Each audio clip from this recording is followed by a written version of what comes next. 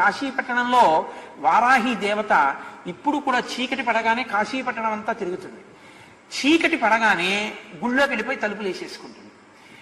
అందుకే సూర్యోదయం అయితే ఇంకా వారాహి దర్శనం ఉండదు కాశీలో, మనం చూడలేం కూడా. ఆ వారాహి యొక్క స్వరూపాన్ని దగ్గరగా నిలబడి చూడడానికి ఎవరికి ధైర్యం సరిపోదు. అందుకని ఏం చేస్తారంటే వారాహి దేవాలయం పైకప్పెక్కి సూర్యోదయానికి పూర్వమే పైన కన్నాలు ఉంటాయి, ఆ కన్నాల్లోంచి చూడాలి వారాహిని. కన్నాల్లోంచి చూసినందుకే ఉద్వేగం కలుగుతుంది.